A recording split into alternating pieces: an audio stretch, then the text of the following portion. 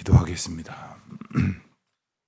하나님 아버지, 하나님의 백성들이 하나님의 부르심과 인도하심을 따라 주님 앞에 찬송하며 나아오게 하시고, 또한 여호와께서 거하시는 시온의 땅으로 귀하고 복된 거룩한 성읍으로 나아갈 수 있도록 오늘도 저희들을 불러주시고 인도하여 주심을 진심으로 감사드립니다. 저희들은 하나님의 인도하심 속에 산다고 말은 하지만 하나님께서 저희들을 향하여 주신 그 부르심에 합당하게 나아가지는 아니하고, 저희들이 가고자 하는 대로 가려 하면서 하나님이 그곳에 함께하여 주시기만을, 그곳에서 나를 도우시고 그곳에서 나를 보호하여 주시기를 구하는 참 어리석은 인생들입니다. 그러면서도 그것이 잘못된 것이라고 생각조차 하지 아니하는 이 패역함과 무지함과 나태함이 저희들에게 있음을 이 아침 다시금 주님 앞에 고백하오니, 늘 깨어서 주님의 인도하시는 그 음성이 무엇인지를 귀 기울여 듣고, 또 살아계신 하나님께서 저희로 있게 하시고자 인도하시는 그곳이 어딘지를 겸손히 바라보며 주님의 뜻을 확신하는 가운데에 순종하는 저희들 되게 하여 주시기를 기도드립니다. 그리할 수 있도록 늘 주님을 바라보는 자가 되게 하여 주시옵소서. 세상의 헛된 것에 시선과 마음을 빼앗기지 않도록 성령 하나님 저희들을 꼭 붙들어 주시기를 원합니다. 저희들 아무것도 할 수 없는 연약하고 어리석은 자들이오나 주님 바라보는 것 주님께서 알려주셨사오니, 주님 말씀 약속으로 주신 그 계명 붙들고 의지하게 하셨사오니, 저희들이 마음을 다하여 늘 주님을 묵상하는 가운데에 십자가의 예수 그리스도께서 보여주신 그 사랑과 은총과 섭리를 늘 기억하며 늘 그 가운데에 마땅한 삶을 살아가는 저희들이 되게 하여 주시기를 기도드립니다. 하나님, 세상은 매일매일 심판인 듯 하지만 또 매일매일 구원이 이루어지는 하나님의 역사 가운데 있는 줄 압니다. 하나님, 저희들이 심판받을 세상 속에서 심판과 다름없는 그러한 혼란 속에 살고 있지만, 주님의 말씀을 의지하면서 주님이 인도하시는 그 길로 저희의 시선을 고정할 때에 저희들은 오늘도 구원을 얻은 자의 기쁨을 회복하게 될 줄로 믿습니다. 주님, 저희들을 오늘도 주님의 장중에 붙들어 주시기를 기도드립니다. 혹 저희들이 무엇을 하든지 하나님의 뜻 가운데 있음을 깨달아 그 자리가 주님이 기뻐하실 자리가 아니라면 속히 떠나게 하시고, 또 그 만남이나 그 대화가 하나님께 영광을 돌리는 것이 아니라고 한다면 속히 하나님의 인도하심 가운데로 돌이켜 나올 수 있도록 은총을 더하여 주시기를 기도드립니다. 하나님, 특별히 하나님께서 사랑하시는 귀한 일꾼들을 택하여 교회를 섬기게 하시고 성도들을 섬기게 하셨사온데, 이 주신 사명 잘 감당할 수 있도록 성령 하나님 날마다 저희들을 지켜 보호하여 주시기를 기도드립니다. 어제는 새로운 학기 구역 연합 예배가 드려지게 되었고, 그리고 많은 분들과 함께 많은 구역들이 함께 예배를 드릴 수 있게 하셨습니다. 저희들이 주님을 바라보는 이 큰 공동체로 모이기도 하지만 저마다 작은 공동체로 모일 때에 그 모임 하나하나가 교회가 되어짐과 동시에 예수 그리스도께서 저희를 붙드시고 인도하시는 그 은혜를 깊이 깨닫는 시간들이 되게 하여 주시기를 기도드립니다. 성도들을 서로 바라보면서 그리스도의 영광이 보여질 수 있도록 저희들을 늘 장중에 지켜주시고 하나님의 은혜 가운데에 붙들어 주시기를 기도드립니다. 서로를 권면하며 사랑으로 선행으로 하나님의 은혜로 서로 위로하며, 그리고 주님의 거룩하신 뜻 가운데로 함께 손잡고 나아갈 수 있도록 인도하여 주시옵소서.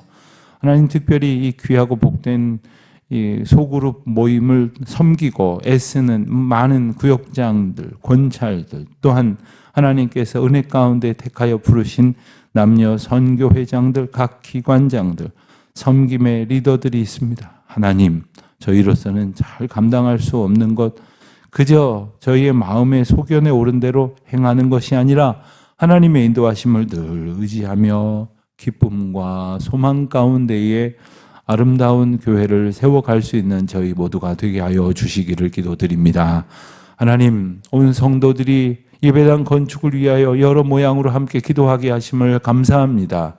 혹 어떤 이는 성전에 나와, 또 어떤 이들은 각자의 처소에서, 또 어떤 이들은 이른 아침부터 늦은 저녁에 이르도록 주님께서 인도하시고 붙드신 그 시간을 기억하게 하시며, 또한 시간을 정하여 온 성도들이 같은 기도의 제목을 가지고 기도하게 될 때에 주여 함께하여 주시사 저희의 기도가 주님 앞에 온전히 드려질 수 있는 그러한 시간들 되게 하시고, 기도할수록 주님의 뜻이 선명히 드러나서 저희가 이제는 무엇을 구하며 무엇을 위하여 살아가야 할는지를 바르게 깨닫는 시간들 되게 하여 주시기를 기도드립니다. 하나님, 어느덧 2월의 마지막 날을 맞습니다. 세월이 참 빠름을 느끼고, 또한 추운 겨울도 이제 저희들이 견딜 날이 많지 않음을 저희들이 보게 됩니다. 하나님, 늘 시간의 흐름 속에서 시간의 주관자이신 하나님을 느끼는 저희들이 되게 하여 주시옵소서. 세월이 빠르게 흐르는 것을 그저 한탄하는 것만이 아니라 그 나날 가운데에 저희를 돌보아 주신 하나님의 사랑, 그 무수한 시간들 속에서 저희를 이 주님의 은혜 가운데로 지켜주신 그 놀라우신 은혜를 이 아침에도 기억하며 오직 저희를 다스리시는 주님의 은혜와 긍휼을 구하는 날이 되게 하여 주시옵소서. 오늘이 복되게 하여 주시며 어디에 있든지 주의 성도들 안보하여 주시사, 특별히 해외나 지방에 있는 우리 교우들, 군문에 나가 있는 자녀들과 유학 중에 있는 젊은이들, 슬픔 가운데에 주의 위로를 구하는 이들, 약함을 경험하오나 강하신 주님의 은혜를 사모하는 모든 분들에게 주님 이 아침 역사하시고 도우시고 주의 손으로 일으켜 걷게 하옵소서. 감사드리오며 예수님의 이름으로 기도드립니다. 아멘. 요엘서 3장 14절부터 21절까지 말씀을 보겠습니다. 요엘서 오늘 마지막 부분이 되고 내일부터는 시편 말씀을 공부하게 됩니다. 요엘 3장 14절부터 21절까지 말씀 우리 함께 봉독합니다. 사람이 많음이여 심판의 골짜기에 사람이 많음이여 심판의 골짜기에 여호와의 날이 가까움이로다. 해와 달이 캄캄하며 별들이 그 빛을 거두도다. 여호와께서 시온에서 부르짖고 예루살렘에서 목소리를 내시니 하늘과 땅이 진동하리로다. 그러나 여호와께서 그의 백성의 피난처 이스라엘 자손의 산성이 되시리로다. 그런즉 너희가 나는 내 성산 시온에 사는 너희 하나님 여호와인 줄 알 것이라. 예루살렘이 거룩하리니 다시는 이방 사람이 그 가운데로 통행하지 못하리로다. 그날에 산들이 단 포도주를 떨어뜨릴 것이며 작은 산들이 젖을 흘릴 것이며 유다 모든 시내가 물을 흘릴 것이며 여호와의 성전에서 샘이 흘러나와서 시딤 골짜기에 대리라. 그러나 애굽은 황무지가 되겠고 에돔은 황무한 들이 되리니 이는 그들이 유다 자손에게 포악을 행하여 무죄한 피를 그 땅에서 흘렸음이니라. 유다는 영원히 있겠고 예루살렘은 대대에 있으리로다. 내가 전에는 그들의 피 흘림을 당한 것을 갚아주지 아니하였거니 이제는 갚아주리니 이는 여호와께서 시온에 거하심이니라. 아멘. 요엘서 또한 선지서로서 그 선지자를 통해서 하나님이 주시는 메시지를 담고 있습니다. 그런데 여러 선지서들과는 조금 구별되는 특징이 있음을 이번 기회에 좀 기억하고 지나가면 좋겠습니다. 이 선지서들을 분류할 때 이게 언제 쓰여졌느냐 이게 중요하고요. 그리고 누가 기록했느냐도 중요하지만 누구를 향하여 선포된 메시지냐 이게 참 중요합니다. 그래서 이 구약에 나오는 많은 선지서들을 보면은 이 선지서가 남유다의 백성들에게 이제 초점이 맞춰진 메시지냐, 아니면 북이스라엘에게냐, 아니면 남유다와 북이스라엘에 동시에 듣도록 주신 말씀이냐, 이런 분류를 중요한 분류로 해볼 수가 있습니다. 한 걸음 더 나아가면 남유다, 북이스라엘뿐만 아니라 이방 여러 나라에 보내는 경고의 메시지를 포함하고 있느냐, 이런 관점에서 하나 볼 수가 있겠습니다. 그리고 어느 시대에, 즉 어느 때에 선포된 말씀이고, 또 그 이후에 있을, 어느 때에 있을 어떤 일을 심판으로 예고한 그런 선지서인가, 이것도 하나의 중요한 이제 그 보는 기준이 되겠죠. 그런 측면에서 볼 때 요엘서는 어느 시기 또 어떤 대상에 대한 부분이 다른 선지서에 비해서 특정되어 있지가 않습니다. 그 이야기는 반대로 본다면 모든 사람들에게 또 모든 시대에 주시는 메시지다, 이렇게 말할 수가 있다는 것입니다. 특별히 선지서의 한결같은 결론은 뭐냐면 심판이 임하겠다는 것입니다. 그렇게 살면 심판을 당할 수밖에 없다. 이게 선지서의 한결같은 메시지입니다. 그런데 그것으로 끝나는 것이 아니라 심판은 곧 뭐라고요? 구원이라고요. 심판은 곧 구원이란 말입니다. 너무 유치해서 어린아이들도 유치하게 들을지 모르겠지만, 심판은 우리 시험 치는 것 같다, 늘 이런 말씀을 제가 드립니다. 시험 치면 탈락자가 있지만 합격자가 있는 거죠. 그러니까 시험 보는 시간은 합격할 만한 기대를 가진 사람에게는 두려운 일이 아닙니다. 늘 어떤 시험이든지 준비하고 살면 선생님이 시험 보자고 할 때 오히려 좋죠. 예. 다른 친구들은 시험 준비가 안 돼 있을 텐데 난 시험 준비가 돼 있으니까 선생님이 시험 치자고 하면 좋아요, 좋아요, 오늘 자요. 어떤 친구들이 아우성을 치면서 오늘 하지 마요, 다음 주에 해요. 그러면 오히려 그게 섭섭할지도 몰라요. 심판은 하나님의 구원의 사건입니다. 심판이 이르기 전에 있어질 세상은 참 혼란합니다. 그렇고 이 유혹이 많고 그리고 시련이 많고, 그런 속에서 심판이 임하여질 때에 그것은 구원의 날이다 하는 것을 우리가 선지서를 볼 때마다 꼭 기억해야 합니다. 요엘서의 특징은 바로 그 심판에 대한 그 메시지를 주시면서 중요한 몇 가지 개념을 강조하는데, 그것이 바로 여호와의 날이라는 말입니다. 여호와의 날. 여러분, 하나님을 가리치는 호칭이 여러 가지가 있지 않습니까? 뭐 주, 또 하나님, 여호와, 그리고 이제 조금 간접적인로 지칭하는 그런 말들이 많이 있죠. 그 가운데에서 여호와라는 호칭은 다른 호칭에 비해서 약속의 하나님이다라는 그 약속의 의미가 강조된 표현입니다. 여호와 하나님 할 때 언뜻 그 생각을 해볼 필요가 있어요. 이 말씀 속에서 무엇이 약속되어 있을까? 그러니까 오늘 본문을 통해서도 여호와의 날, 그러면 무엇이 약속되어 있을까? 심판의 날이로구나. 그러나 곧 구원의 날이로구나. 이것을 우리가 늘 기억할 수 있어야 하겠습니다. 그 심판의 날에는 사람이 많다고 말씀하십니다. 그리고 심판의 골짜기에 많은 사람을 하나님께서 이끌어 모이게 하신다는 것입니다. 심판의 날은 묘사하면서 15절에서는 해와 달이 캄캄함에 별들이 그 빛을 거두도다 했습니다. 그 빛으로 상징되어지는 하나님의 임재가 특별한 그러한 현상을 통해서 심판의 날임을 나타내시는 것입니다. 빛을 잃는, 마치 어두운 날과 같은 그때에 16절을 보면 여호와께서 시온에서 부르짖고 예루살렘에서 목소리를 내시려니 하늘과 땅이 진동하리로다. 마침내 하나님의 심판이 구체적인 사건으로 임하게 되었습니다.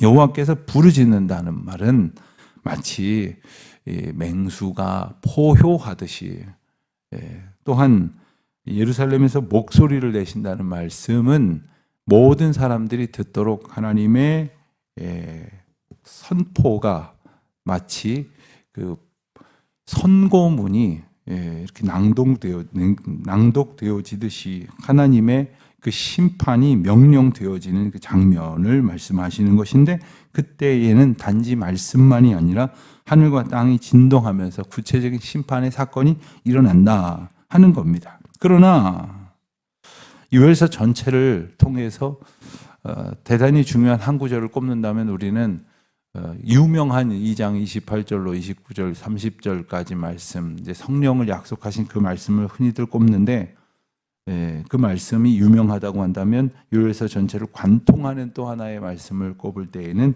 바로 이 16절을 꼽아야 하리라 생각이 듭니다. 왜냐하면 심판이 임하여진다는 구체적인 선언과 함께 그 심판의 때에 우리에게 베푸실 은혜가 무엇인지를 이제 말씀을 하시는데, 여호와께서 그의 백성의 피난처가 되시고 이스라엘 자손의 산성이 되신다고 말씀을 하시는 거죠. 산성으로 번역된 말은 구약 성경에 참 여러 단어로 번역이 됩니다.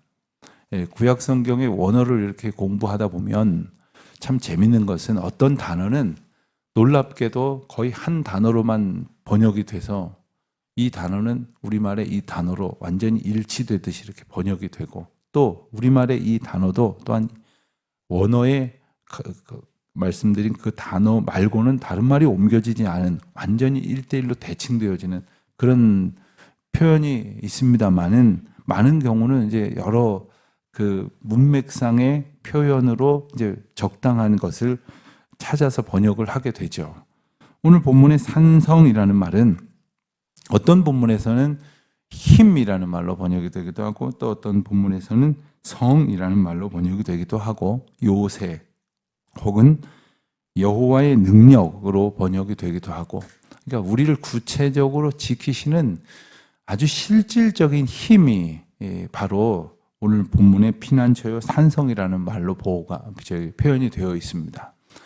여러분, 피난처와 산성 그러면은 어떤 의미가 느껴지십니까? 이것은 아주 다분히 공격형 의미를 가졌다기보다는 이제 방어형 의미를 가진 그런 표현이 되겠습니다. 하나님께서 우리를 지켜주시는데 완벽하게 지켜주신다는 거예요. 그 어떤 공격에서도 완벽하게 고쳐주신다는 것입니다.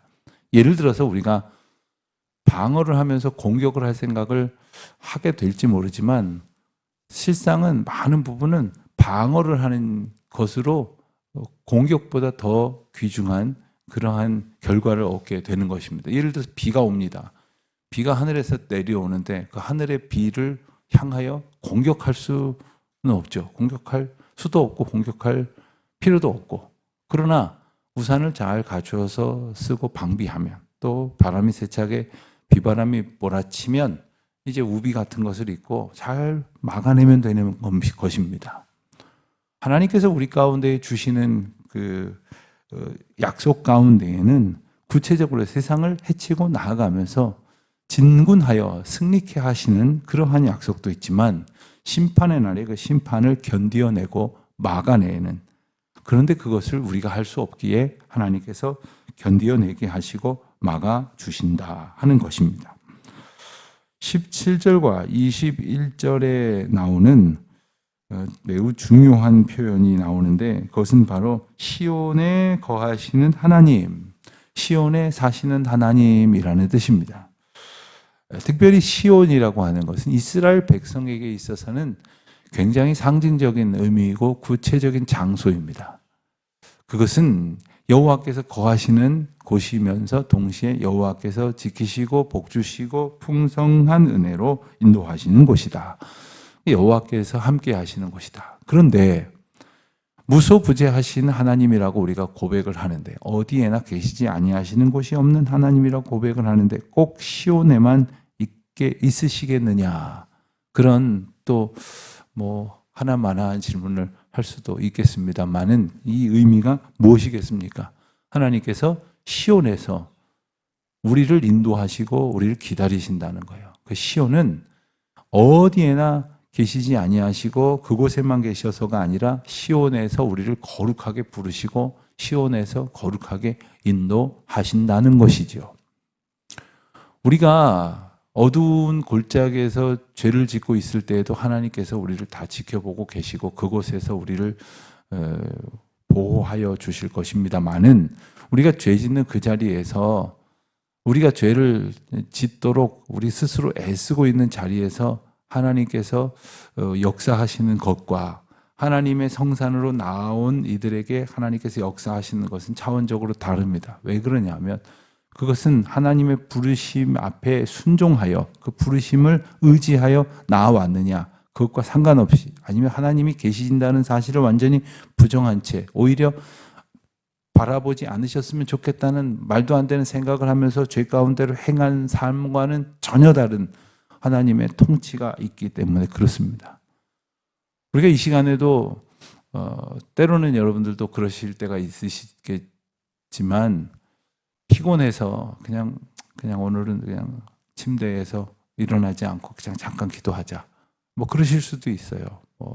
그런데 그렇게 기도하는 거하고 이렇게 예배당에 나와서 기도하는 게 다르지 않습니까?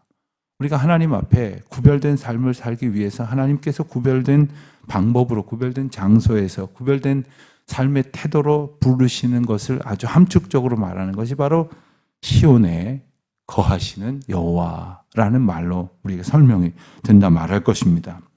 자, 18절 말씀에 보면 그날에, 즉 심판의 날에, 즉 구원의 날에 하나님께서 베푸실 구원의 의미를 포도주를 떨어뜨리고 산들이 젖을 흘릴 것이며 시내가 물을 흘릴 것이고 여호와의 성전에서 샘이 흘러나와서 시딤 골짜기에 되리라, 이렇게 말씀을 소개를 해 주십니다.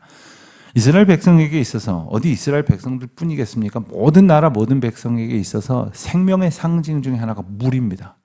가물어 메마른 땅이 돼버리면, 그래서 언제 비가 내려서 대지를 적실까 걱정을 하게 되면 이제는 점점점 죽어가는 그런 결과밖에 나지를 않죠. 그런데 회복의 날에 모든 것이 다시금 흐르는, 모든 것이 다시금 풍성하여 흐르게 되어 생명수로 우리를 살게 하시겠다는 것이 바로 18절의 약속이라고 한다면 19절에 보면 애굽과 에돔에는 황무지가 되고 황무한 들판이 되겠다.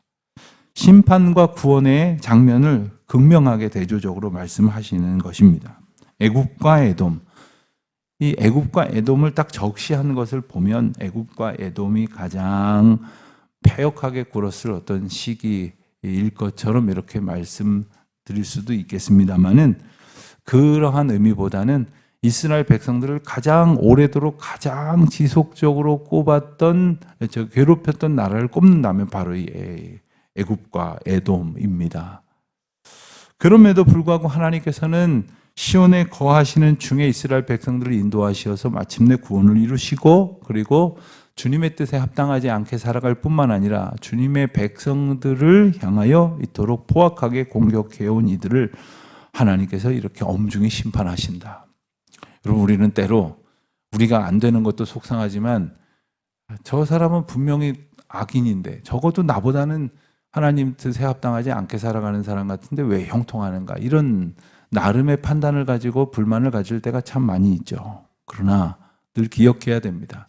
하나님의 심판은 언제나 약속 가운데 유효하고, 그리고 하나님의 구원 또한 언제나 온전한 은혜 가운데 예비되어져 있다고 하는 사실을, 그리고 오늘 그 사실을 믿고 또한 힘겨운 삶을 분투하며 살아가게 된다면 이미 구원의 은혜를 얻고 있는 것이라는 사실을 우리가 깊이 깨닫고 감사하는 가운데 오늘도 복된 하루로 승리하며 살아가시기를 축원드립니다.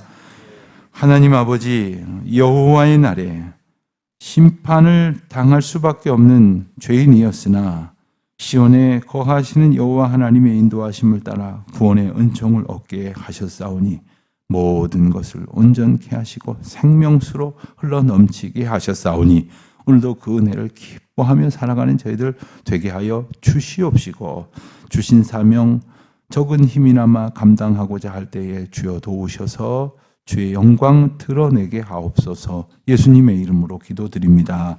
아멘.